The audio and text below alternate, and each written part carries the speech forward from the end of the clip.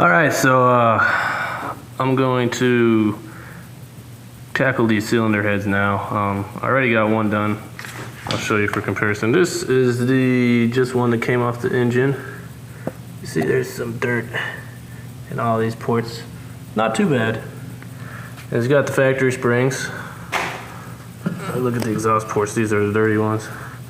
These are all carbon-y. So what I'm gonna have to do is, for a new cam, I need to change these springs. And something I always do while I'm in here is, got this one off for comparison. I changed these valve seals. Pick them up for like 20 bucks for a set for both heads, so it's definitely worth it. I'll give you a comparison of some bad ones, because this camshaft I bought, I gotta use to do through in the springs, the push rods, and the retainers, and the valve seals. So as you can see, this is a bad one. Let's try to get a close up. I don't know if you can see it very well, but there's this little spring ring around the top, and this one's got little dents in it, so it's no good. It won't seal up, or might, but you don't want to risk it. Yeah, here's afterwards. It's got these lovely Chevy blue springs. New valve seals you can't see. Washed it up some, so you see it's a lot cleaner looking. And then the combustion port is also relatively clean. Scraped off the gaskets, all that stuff. So that's what I'm gonna be doing to this one now. Same stuff I did. First step is to disassemble it, so that's what I'm about to do, is take these valves off. Okay, hopefully this won't be too messed up, because I got the thing in the charger.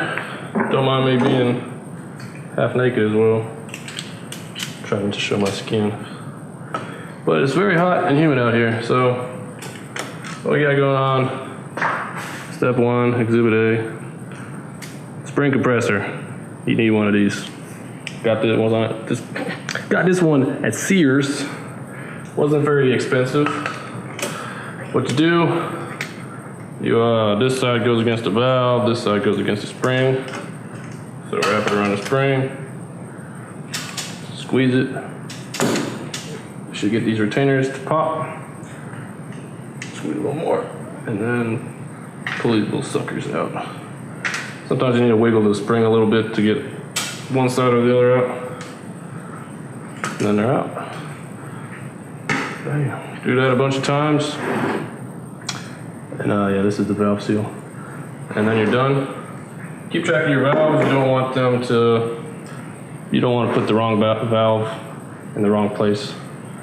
So, keep track of where you put them. I'm just gonna lay them out in the order I take them out over here. Yep, and if you're gonna reuse the springs and all that stuff, keep track of those too.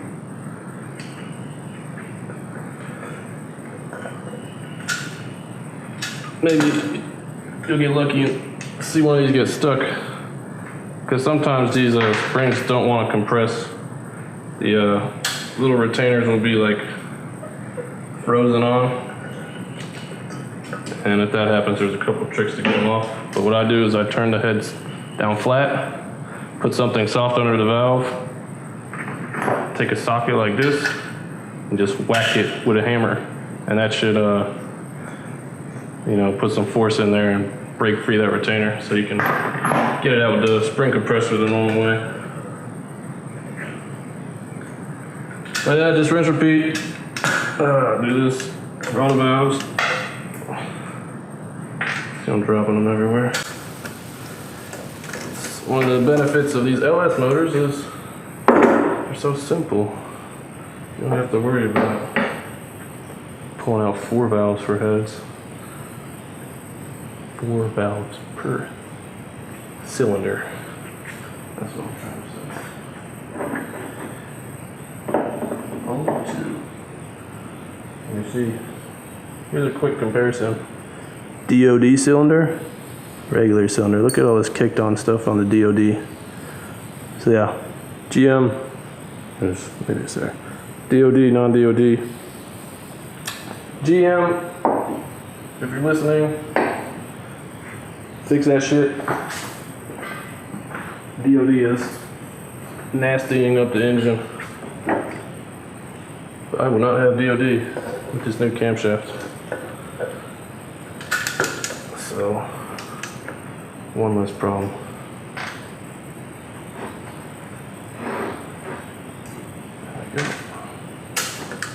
Yeah, these are all coming out pretty nice. I put a little oil on them.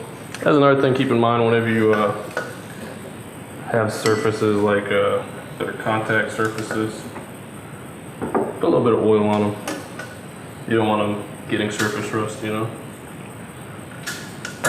Like the engine, I oiled up all the cylinders after I pulled the heads. I put oil on the cylinders and covered them up a little bit.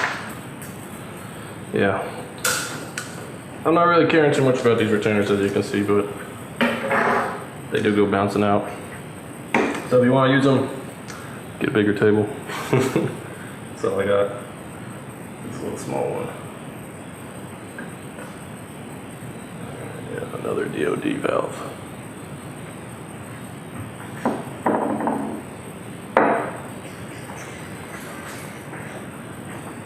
I apologize for the lighting. The builder in this neighborhood, it's very cheap. They don't give you anything, so the garage lights are just single light bulbs and fixtures. I've been meaning to put in some proper shock lights, but you know, horsepower comes first. That one, this one, see, this one's stuck. This one doesn't want to come out. So, it's your lucky day. You get to see me whack this thing. I don't have a rag, so some paper towels will work. Oops, the head down.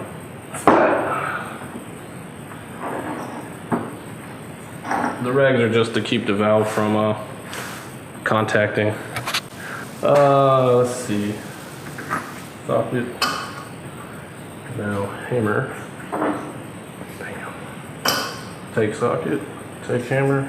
You want to make sure this just goes around the spring and doesn't touch the retainer or the valve stem. Smack it once. Smack it twice. One good, for good measure. And thrice. Okay. Let's see if that did the trick.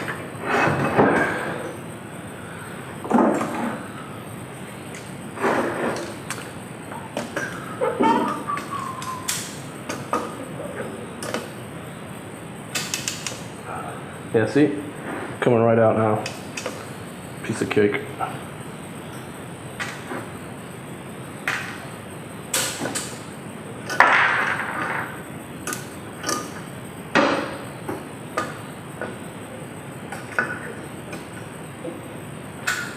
I think this one want to fight us.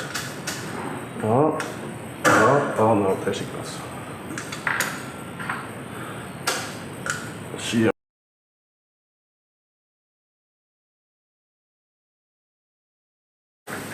So, valves are all out.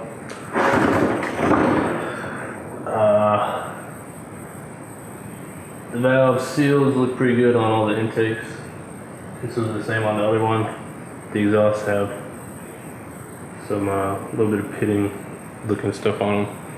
Just some ugliness, but not pitting, almost pitting. Because I did the seal test, they were all sealing.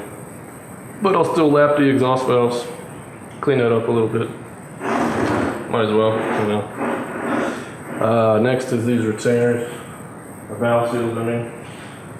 Those, pretty simple. Just take a dang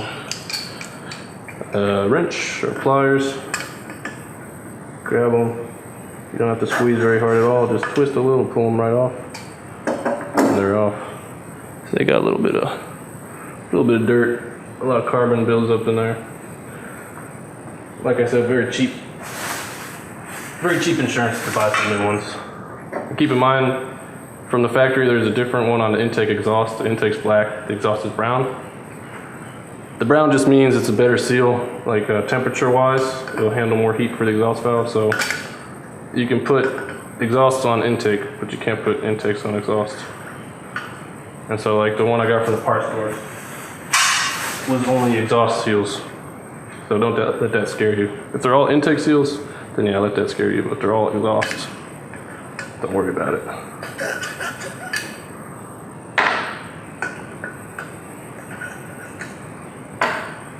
Yeah, after these are off, I also got a new valve cover gasket. This one probably, well, this one I know is fine. The other one was a little screwy. I was a little concerned about the grommets they were tearing. Like these valves or these gaskets for these motors, very nice. Very, very nice. You can reuse them a lot. Not like the shit cork gaskets that old Chevys had. Let's take it out. Put it in my bag of crap right here. Alright, so she's disassembled, ready to be washed. I don't know if you guys want to see that. I just put a little soap, hit it with the power washer. I'm gonna be in like some swim trunks and stuff doing it, so yeah, you guys can just imagine that. You don't get to see it. But yeah, that's all you're gonna do, and then it'll end up like the other cylinder head I showed you before, nice and clean. Put it back together, it's the same thing. Just squirt some oil in these, put the valve in, put the seal on, squirt some oil on the sealing tips, put the spring on, squeeze it, put the little retainers in. Same thing but backwards, you know, the disassembly. And then you're good to go. Shouldn't take more than, I don't know, an hour per cylinder head if you're good.